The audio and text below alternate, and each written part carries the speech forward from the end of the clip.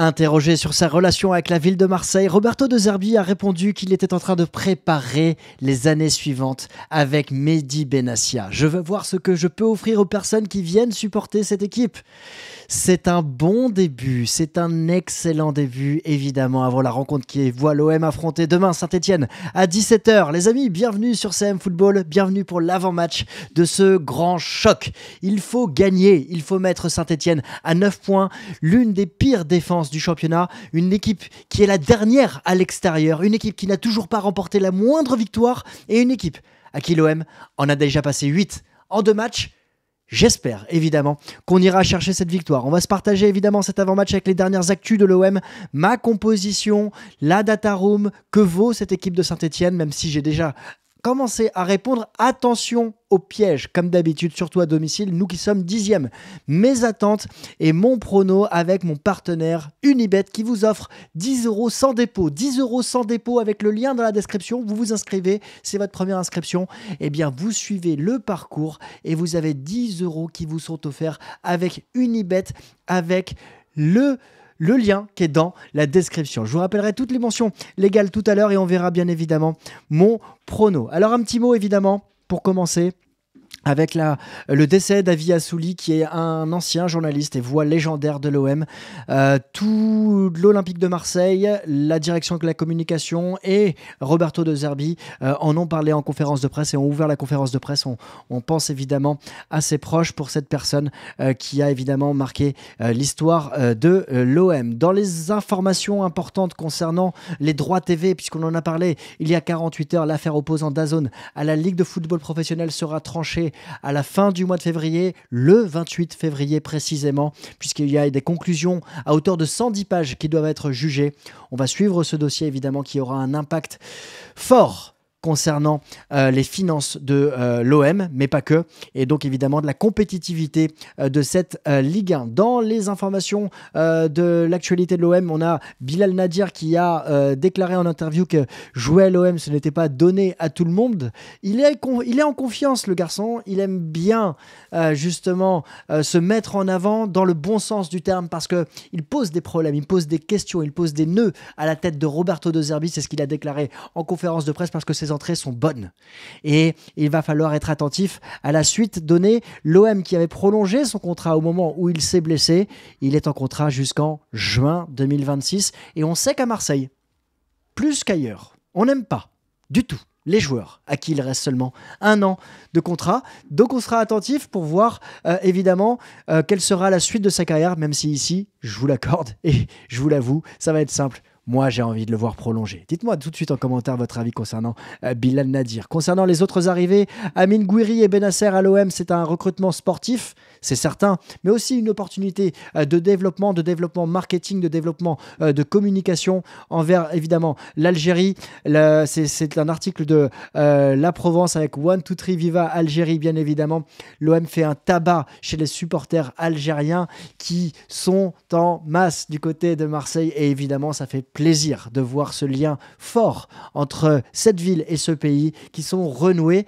Je crois que le dernier à Marseille à avoir joué, c'était Belmadi, vous me corrigerez évidemment si je me trompe, mais en tout cas ça fait plaisir et c'est une vraie opportunité qui va braquer les yeux de nombreuses personnes algériennes vers l'OM, mais pas que, puisque du côté de Marseille on s'intéressera à la Coupe d'Afrique des Nations qui aura lieu au Maroc en fin d'année. Le jeu de tête de Rabiot est devenu un outil de taille, oui, puisqu'il a inscrit 7 buts cette saison, dont 5 de la tête, 2 avec l'équipe de France, 3 avec Marseille. Ça pourrait être un atout ce samedi face à Saint-Etienne. Et puis, l'autre info avant de rentrer dans le vif du sujet de cette rencontre, c'est que Léo Balerdi sera suspendu contre Auxerre. Ça a été confirmé, 3 cartons jaunes en moins de 10 matchs. Je vous invite à venir me suivre sur Instagram. On essaie de partager l'actualité de l'OM et on va monter continuellement en puissance sur ce réseau dans les prochaines semaines. Alors, Pierre-Emile Robière, qui était invité à la conférence de presse, il dit que cette équipe est forte, cette équipe grandit, que tout le monde prend son rôle avec beaucoup d'importance et que l'objectif se définit de plus en plus précisément pour grandir, pour évoluer. Il a eu un mot également sur Geoffrey Kondogbia avec qui il s'entend parfaitement, il s'entend à merveille. On verra si Kondogbia sera titulaire. Concernant De Zerbi, il n'est pas encore content à 100%. On peut encore être meilleur, mais il est satisfait de la progression de son équipe, même s'il reste encore des choses à améliorer, comme il l'a dit en conférence de presse retranscrite par les amis du Football Club de Marseille. Concernant Luis Felipe Ramos, il dit que c'est un transfert qui a été sous-estimé. Il a botté en touche, je trouve, dans cette conférence de presse. Il n'a pas répondu clairement. Il a plutôt concentré les yeux sur la victoire, les 9 points à prendre d'avance sur Nice et Monaco. Monaco qui jouera contre Nantes, on va en parler juste après. Et il a plutôt botté en touche pour savoir si Ramos allait être titulaire ou pas. Je pense qu'il a évité de lui mettre de la pression. Ça sous-entend pour moi qu'il pourrait être titulaire, ou en tout cas qu'il pourrait avoir des minutes, lui qui sera naturellement appelé à succéder à Léo Balerdi pour la rencontre face à Auxerre dans 10 jours. Concernant Kondogbia, il considère que c'est l'un des joueurs les plus importants de l'effectif. Et pareil, il a plutôt ménagé Kondogbia qui a joué une vingtaine de minutes face à Angers. Je ne suis pas sûr qu'il soit titulaire, ça fait quasiment 2 mois qu'il a été blessé. Donc un effectif qui revient quasiment au complet, quasiment, parce qu'on a eu Amin Harit sur lequel il a été interrogé, Roberto De Zerbi, il a dit voilà, l'équipe tourne, l'équipe fonctionne, on a des objectifs, ça fait 4 mois qu'il n'a pas pu jouer à cause de blessures, c'est pas de la faute d'Harit, c'est pas de la faute de Zerbi, mais aujourd'hui il y a des automatismes qui sont réalisés et j'ai des doutes sur le fait qu'on puisse revoir Amin Harit titulaire d'ici la fin de la saison avec les 13 matchs qui restent à disputer. On va passer à la compo de cette équipe avec évidemment Rouli dans les buts, Balerdi qui accompagnera cette défense à 3. Je pense qu'on aura encore Cornelius. Parce que vu les mots de Zerbi concernant Kondogbia, je vois Kondogbia rentrer en deuxième mi-temps, soit à la place de Cornelius, soit au milieu de terrain. On aura, je pense, Murillo, avec un Luis Felipe Ramos qui pourrait rentrer en deuxième mi-temps pour avoir ses premières minutes au Vélodrome sous ses nouvelles couleurs. Et à droite, on devrait retrouver Luis Enrique. Je suis entre deux pour l'arrière-gauche parce qu'il a été aussi mystérieux concernant Dedić. Moi, je souhaiterais voir Amar Dedić débuter cette rencontre, mais de la manière dont il en a parlé, on pourrait revoir Merlin, un Merlin qui ne dispute pas l'entièreté des matchs avec l'OM cette saison. Je pense qu'on aura Merlin avec un Dedić qui pourrait rentrer en deuxième mi-temps. En tout cas, c'est le vrai point d'interrogation que j'ai ici concernant ce milieu de terrain. Concernant la défense, concernant le milieu de terrain, il n'y aura pas de sujet. Pour moi, on va avoir Højbjerg et je pense qu'on va avoir Bennacer qui aura ses premières minutes au Vélodrome. Il a souvent rappelé le terme automatisme, le terme effectif, le terme on a un objectif à atteindre et je pense que Bennacer apporte des certitudes. Plus de certitude globale, pas par rapport à Rongier, mais par rapport à l'objectif final que Dedić n'apporterait par rapport à Merlin. Concernant le joueur qui va l'accompagner, évidemment, il a dit qu'il voulait jouer avec 2 milieux de terrain. Il n'ira pas sur 3, donc je pense que ce sera Rabiot. Greenwood, évidemment, devant, avec, je pense, Amine Gouiri qui aura sa première titularisation au Vélodrome, sa deuxième avec l'OM après le match face à Angers. On a parlé de Greenwood justement en conférence de presse et il disait qu'il aime bien ce système avec les qualités et le talent de Greenwood, qu'il ne voit pas clairement en tant qu'ailier pour la largeur. Il n'a pas le coffre physique. Un Greenwood qui pourrait, s'il marque, fêter comme il se doit la naissance de son deuxième enfant. Voilà. Dans les changements, je vois Dedić remplacer Merlin. Je vois Rongier rentrer également, peut-être à la place d'Højbjerg pour le faire souffler. Je vois également Luis Felipe rentrer à la place de Murillo et je vois Kondogbia rentrer à la place de Cornelius, évidemment en fonction du scénario de la rencontre. Je vous invite à me dire en commentaire quel sera le 11 selon vous pour cette rencontre de demain à 17h. Alors, on va passer tout de suite maintenant à la journée de demain avec cette rencontre. L'OM qui rencontre Saint-Etienne, Monaco qui affronte Nantes. Monaco en difficulté, qui a perdu des points, enfin qui a perdu face à Benfica surtout. On a le PSG qui se déplace à Toulouse. Bon, je ne sais pas si ça a trop d'importance. Lyon qui va à Montpellier. Le Havre qui reçoit Nice. Le Havre qui a battu Lille. Donc, est-ce que le Havre va être en mesure de faire un gros coup face à Nice et de faire tomber Nice dimanche? Lens qui reçoit Strasbourg et Rennes qui reçoit Lille dimanche soir. Habib Beye aura à cœur, je pense, d'aller chercher une victoire, une nouvelle victoire, une troisième avec le Stade Rennais. faire tomber Lille, ça serait intéressant pour nous. Ça serait intéressant, évidemment, pour nous. Concernant le classement, l'OM qui va évidemment chercher à prendre 9 points d'avance sur Nice et Monaco, peut-être plus sur Lille. Saint-Etienne qui, lui, se bat pour la relégation, qui est aujourd'hui en barragiste avec 45 buts encaissés. C'est la deuxième pire défense du championnat. On a cette équipe, voilà, l'équipe à domicile, l'OM qui est en difficulté à domicile, on le rappelle, avec seulement 16 points en 10 matchs. 16 points en 10 matchs, c'est terrible. Quand on voit que Nice en a pris 24, 8 de plus, je vous laisse imaginer où on serait si on avait ces 8 points supplémentaires. On a l'OM qui a l'opportunité sur les 4 prochains matchs de jouer 3 fois à domicile et de prendre 9 points sur ces 3 matchs et de se rapprocher. Côté Saint-Etienne, tout simplement, on a la pire équipe du championnat. C'est la pire équipe du championnat. Aucune victoire. La seule à ne pas avoir gagné, ce serait terrible pour l'OM, évidemment, de ne pas aller l'emporter. Une équipe qui a encaissé 34 buts à l'extérieur, seulement 8 marqués en 11 matchs. Ça va compter, évidemment, pour la suite. Alors, on va regarder maintenant un élément important, c'est comment se comporte cette équipe de Saint-Etienne face au top 10, top 8 du championnat. Une seule victoire face à Lille, c'était à domicile, c'était en début de saison, c'était en septembre, avant qu'Orneland ne soit nommé nouvel entraîneur. Sinon, c'est facile. C'est 100% de défaites, hormis cette victoire, évidemment. Donc on sort cette rencontre, que des défaites face au top 8. C'était tout le temps à l'extérieur. On va espérer que ça continue dans ce sens. Ce serait sympa. Cette équipe de Saint-Etienne qui spécifiquement a vu un nouvel entraîneur arriver, qui a remporté sa première victoire face à Reims, 3 buts à 1, et ensuite un but encaissé à chaque rencontre, 2 matchs nuls seulement et 3 défaites avec une grosse claque face à Lille dont on va reparler.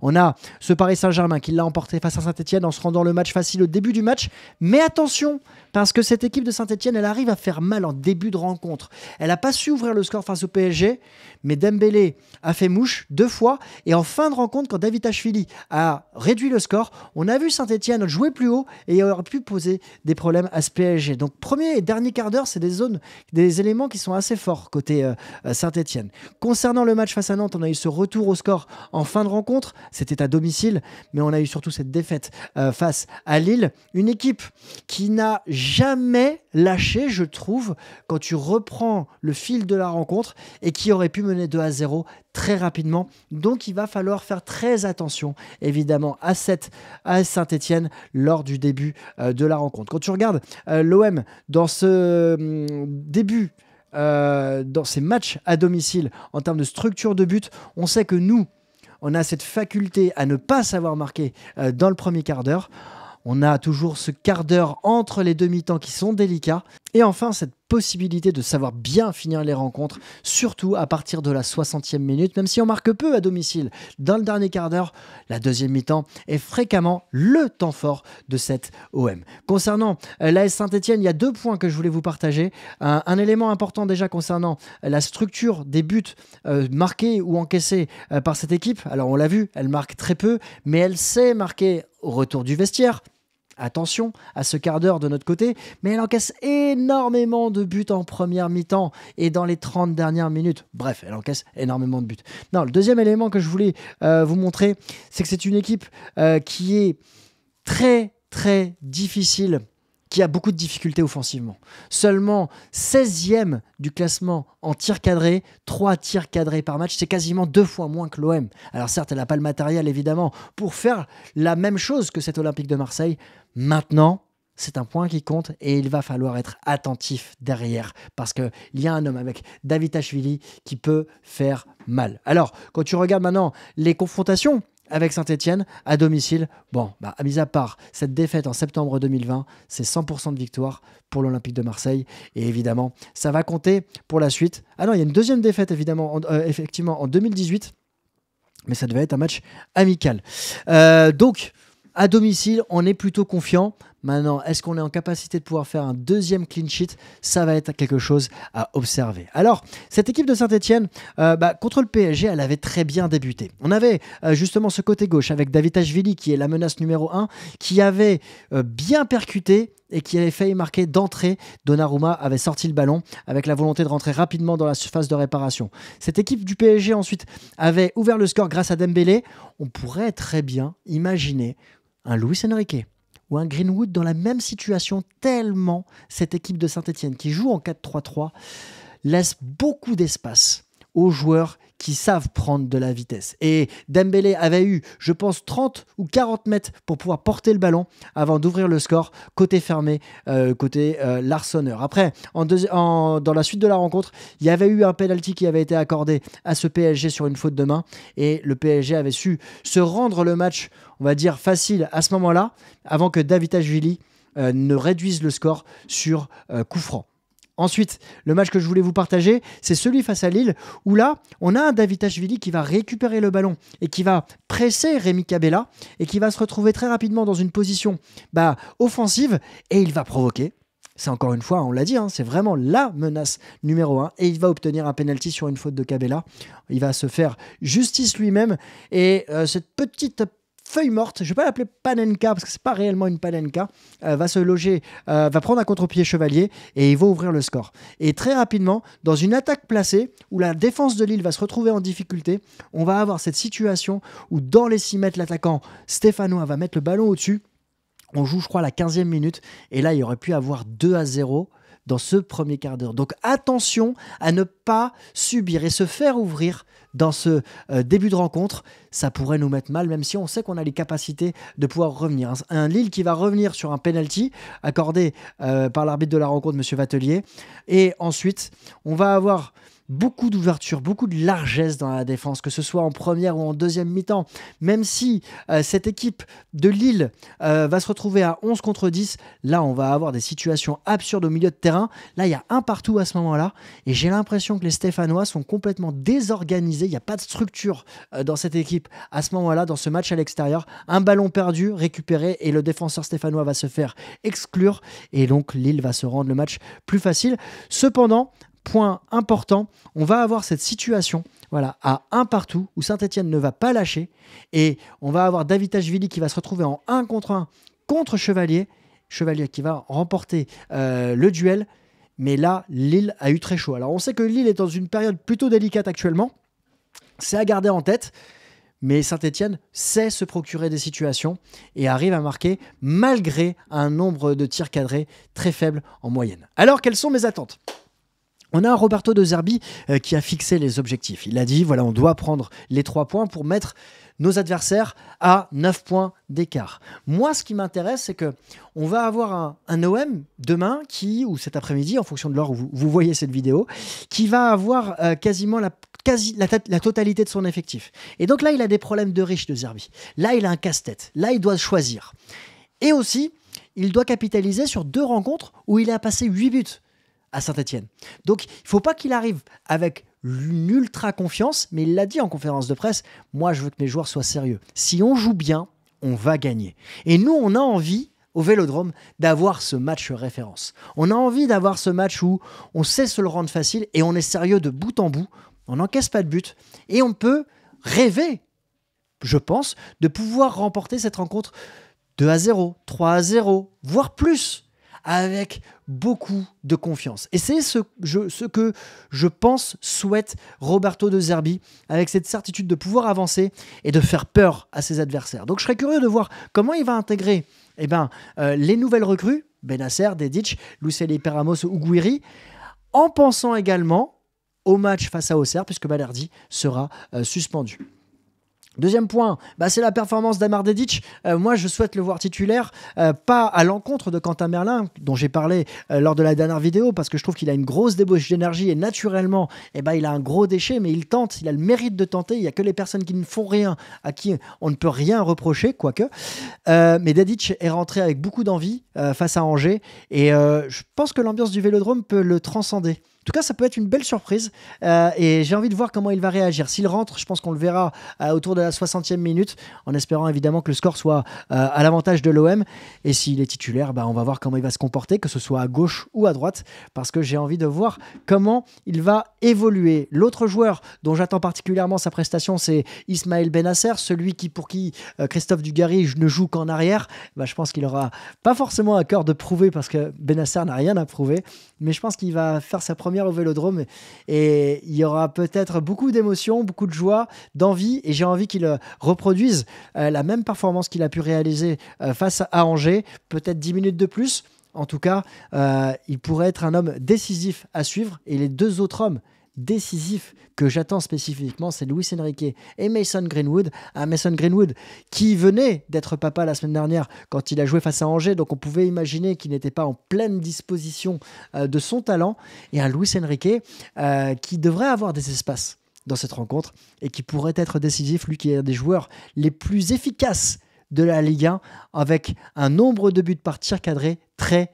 très haut. Curieux de savoir également quels sont les joueurs que vous attendez spécifiquement dans cette rencontre. On va passer à la partie prono avec mon partenaire Unibet qui vous rembourse déjà 100 € sur votre premier pari s'il est raté, avec le lien qui est dans la description, et surtout qui vous offre 10 € sans dépôt. 10 € sans dépôt avec le lien dans la description. Je vous rappelle évidemment que jouer doit rester un divertissement exclusivement réservé aux personnes majeures. Et puis, comme d'habitude, vous le savez, mais je le répète, ça m'aide beaucoup pour les projets, pour le développement de la chaîne et pour la suite, évidemment, de nos vidéos. Alors, le prono de cette rencontre demain 17h sur beIN Sport, Marseille qui rencontre Saint-Etienne. L'OM est coté à 1,26.